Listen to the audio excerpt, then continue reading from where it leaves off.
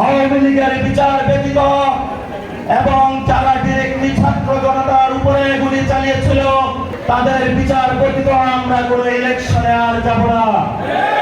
90-এ যে গণঅভ্যুত্থান হয়েছিল, সেই গণঅভ্যুত্থানে যে দুটি দল চুরি করেছিল, এই গণঅভ্যুত্থানকে সেই গণঅভ্যুত্থানের শক্তি থেকে আমরা আবার স্পিরিট নিয়ে 24-এ আমাদের যে মুক্তি এবং পূর্ণ স্বাধীনতা আমরা অর্জন করেছিলাম, সেই স্বাধীনতার একজন শক্তি এবং সৈনিক হয়ে আগামীতে আপনারা আপনাদের চেয়ারে বসে লক্ষ্য প্রশাসকের ভূমিকা অবতীর্ণ হয়ে বাংলাদেশের জনগণের যে সমস্যা তা সমাধান দিয়ে বাংলাদেশ রাষ্ট্রকে একটি অনন্য মর্যাদায় নিয়ে জনগণের যে আবেগ এবং চাহিদা সেগুলোর সমস্যার সমাধান করে বুকে বুক মিলিয়ে কাঁধে কাঁধ মিলিয়ে একটি নতুন বাংলাদেশের প্রত্যয় এবং বাংলাদেশ পুনর্গঠনে আমরা আমাদেরকে নিয়োজিত করব। এই ক্ষেত্রে আগামীর শক্তি এবং সংগঠক যারা রয়েছেন, আপনারা পৌর কাউন্সিলর হয়েছেন জনগণের ভোটে, আপনাদেরকে এটাকে টিকিট দিয়ে যায় নাই। জনগণের প্রত্যেকটি ঘরে ঘরে ঘরে তাদের সমস্যা সমাধান করবে রক্ত দিয়ে ঘামের বিনিময়ে প্রত্যেকটি ভোট আপনারা অর্জন করেছেন। আমাদের গত 15 বছরে ভোট নিয়ে ছিনিমিনি খেলা হয়েছে।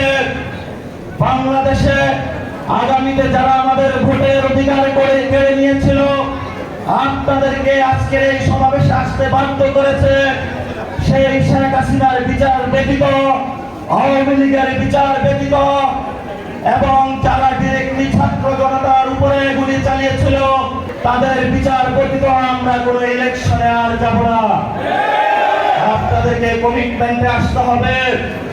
আপনার সন্তানের যে ভবিষ্যৎ নষ্ট করেছে, আপনার সন্তানের যে স্বাস্থ্য ব্যবস্থা নষ্ট করেছে, আপনার সন্তানের লেখাপড়া শিক্ষা ব্যবস্থা যে নষ্ট করেছে, আপনার ট্যাক্সের টাকা যে বিদেশে পাচার করেছিল, তাদেরকে যদি শাস্তির আওতায় না এনে আমরা আবার একটি ইলেকশনে যাই, তাহলে গত 15 বছরে যে মানুষগুলো জেলে অকাতরে জীবন দিয়েছিল, গুম হয়েছিল, খুন হয়েছিল, নিজের অপঙ্গুত্ব বরণ করেছিল, চোখ হারিয়েছিল, সর্বস্ব বিকিয়ে দিয়েছিল, আপনাদের অনেক সহযোদ্ধা যারা আজকে রাতে রাতে ঘুরে ফিরে 2 টাকা নেই পকেটে সংগ্রাম করে যাচ্ছে, এই মানুষগুলোর সাথে আগামীতে যে কোনো রাজনৈতিক দল এবং পক্ষ শক্তি যদি তাদের হিস্সা এবং ন্যায্য অধিকার ব্যতীত ইলেকশনে যায়, আমরা মনে করব তারা জাতীয় শত্রু এবং জনগণের কাছে তারা বেঈমান হিসেবে পরিচিত হবে। আমরা 71-এর বিচার এখনো বুঝে পাইনি। আমরা 71-এর বিচার এখনো বুঝে পাইনি। পাকিস্তানি হায়রা শক্তি যারা আমাদেরকে অকথ্য নির্যাতন চালিয়েছিল, আমরা জামায়াতের ভূমিকা এখনো স্পষ্টতা জাতির সামনে উপস্থাপন পাইনি।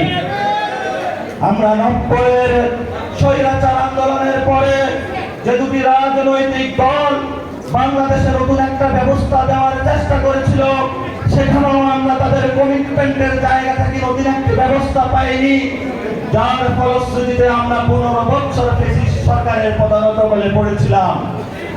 আগামীতে আমরা স্পষ্ট বলতে চাই, আপনারা আপনাদের প্রশাসকের চেয়ারে থাকবেন। বাংলাদেশে বিচারবিহীন কোন আমরা ইলেকশনে যাব না। গত 15 বছরে যারা খুন হয়েছিল, গুম হয়েছিল, তাদের বিচার প্রক্রিয়া শেষ করার পরে আমরা ইলেকশনে যাব। আমরা আজকে হাত তুলে সবাই ঐক্যবদ্ধ হয়ে প্রতিশ্রুতি ব্যক্ত করি, আগে বিচার তারপরে ইলেকশন। আমরা ঐক্যবদ্ধ, ইনশাআল্লাহ জনতার জয় হবে, আমাদের লড়াই চলবে।